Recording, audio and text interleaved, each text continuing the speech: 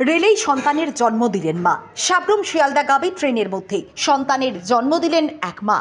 ঘটনা 22শে মে বেলা 11:30 নাগাদ ধর্মনগর রেল স্টেশনে পৌঁছার কিছু আগে। ঘটনার খবর পেয়ে ধর্মনগর রেল স্টেশনের জিআরপি পুলিশ ট্রেনটি স্টেশনে পৌঁছাবার সাথে সাথে ওই মা ও সদ্যজাত শিশুকে নামিয়ে আনেন প্ল্যাটফর্মে।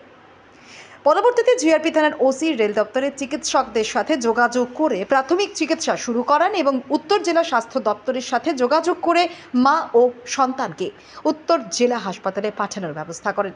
এ বিষয়ে ধর্মনগর জিআরপি থানার ওসি উত্তম কুমার কলি জানিয়েছেন, ট্রেনের S9 বগিতে শিশুর জন্ম দিয়েছেন মা। সন্তানের জন্ম দিয়েছেন মায়ের নাম কেটকি নাগাছিয়া, বয়স 23। তার স্বামী কেটকা নাগাছিয়া, বয়স 27, সাথেই ছিলেন।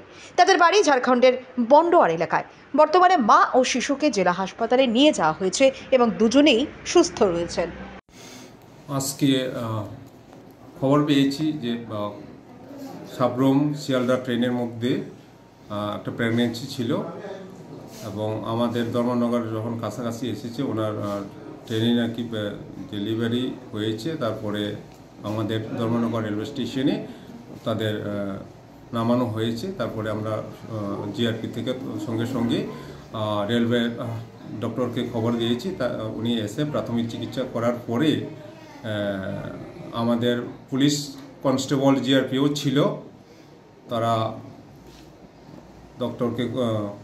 ডক্টরও এসেছে রেলওয়ে থেকে। তারপরে আমরা ধর্মনগর হসপিটালে অ্যাম্বুলেন্সকে কল করে সিট করে পাঠিয়েছি এবং যখন পাঠিয়েছি তখন মা এবং শিশু সন্তান দুজনেই স্বাভাবিকই আছে।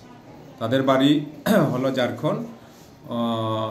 শিশু সন্তানের মার নাম হলো কেটকি নাগাছিয়া, ওনার বাবার নাম হলো কেটকা নাগাছিয়া, বাড়ি ঝাড়খণ্ড বন্ডোয়ার।